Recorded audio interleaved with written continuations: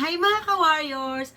Welcome back sa Nisa's Diaries! And for today's video, isi-share ko sa inyo kung paano maglinis ng filter ng ating smart inverter window type aircon. If you're not yet subscribed, click subscribe na dito sa Nisa's Diaries and don't forget to like and share our video.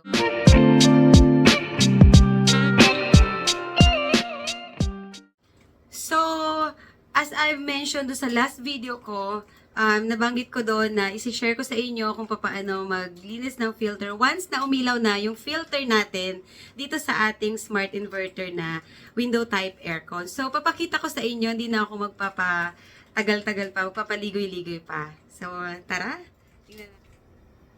So, ayan guys, kung mapapansin ninyo, dito sa bandang baba, ayan, may dalawang nakailaw dyan. So, itong isang nakailaw, ilalapit ko lang yung camera natin. So, ayan. Itong isang nakailaw is para sa eco mode. And itong katabi niya sa bandang left side ay para sa filter. So, kung makikita nyo guys, nakailaw na itong filter natin. Indication yan or sign na kailangan na natin siyang linisin. So, later, papakita ko sa inyo kung paano linisan yung filter. And super lang, simple lang naman siya. Mabilis lang din talagang gawin. And, since na, ko na rin, linisan ko na rin yung filter, linisan na rin natin tong ibabaw ng ating aircon. Look at this guys, ang daming palag ng ba to? Hindi ko alam kung saan galing tong alikabok. Siguro kapag nagbubukas kami ng window. So ayan, kung makikita nyo, ang daming palag ng alikabok. Ayan. So guys, ano ba ang sikreto para tumagal ang aircon natin, no? So may mga kasi dito certain rules para tumagal talaga yung aircon natin. So we have to be careful talaga kapag gumagamit tayo ng aircon kasi rin yan parang katawan ng tao. Kapag inabuso mo, bibigay din talaga yan ng maaga. So we have to be careful talaga and alagaan natin yung ating mga gamit. Parang pag-aalaga natin sa katawan natin. Diba guys? So ayan. Papakita ko sa inyo maya-maya yung paglilinis ng filter. So, lang kayo, stay tuned lang kayo guys ha, and tapusin nyo tong video na ito. And you will find this very helpful sa mga nagtatanong sa akin doon sa mga previous video ko kung paano daw maglinis ng filter. So, this is it na guys. So, guys, kung makikita nyo, meron tayo dito na cover sa harap. Lang natin to, i-open lang natin to and make sure na maingat lang tayo sa pag-open. Ayan, meron ditong parang dent sa magkabila, left and right. So, dun lang natin ipo-point yung natin, thumb natin, and then press down para ma-open natin siya. Carefully, yung cover dito sa harap ng filter. Ayan. So, ayan. And, kung makikita ninyo, itong black dito sa loob, ito na yung pinakang filter niya. So, tanggalin natin guys. Careful lang. Lang natin siya. Kasi, naman siya guys flexible siya. Ayan.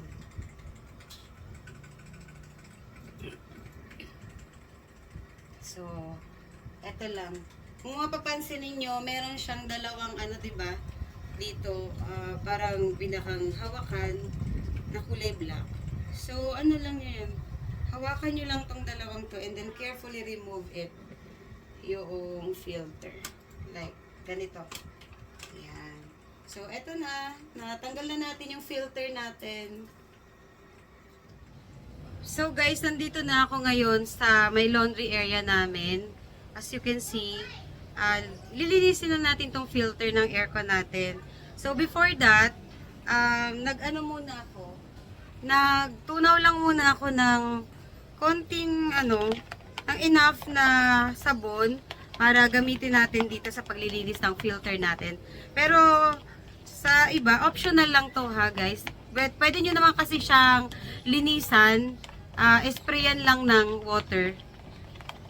Pero sa akin, nagtunaw ako ng konting sabon para talagang malinis ko yung filter. Very easy lang yung paglilinis ng filter guys. Kung meron kayong ano sa bahay, yung parang gripon nyo na nakakabit sa hose. Tama ba yun? Sprayan nyo lang like this. Ganito lang guys. Papakita ko sa inyo. So, ayan, itutok nyo lang dito sa ano.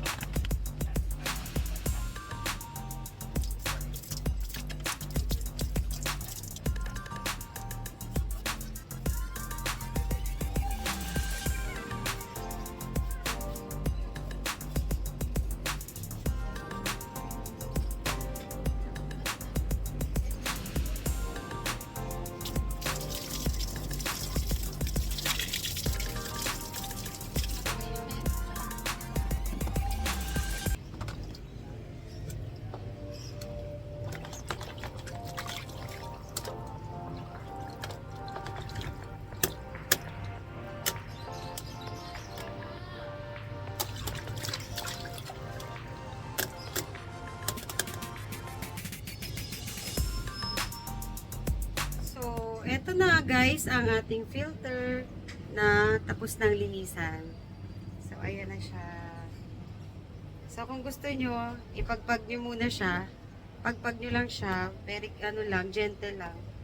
Kasi baka masira naman eh. Malambot lang kasi yung filter. So pagpagan nyo lang ng ano, dahan-dahan. And syempre patutuyuin na natin siya para mawala yung ano excess water.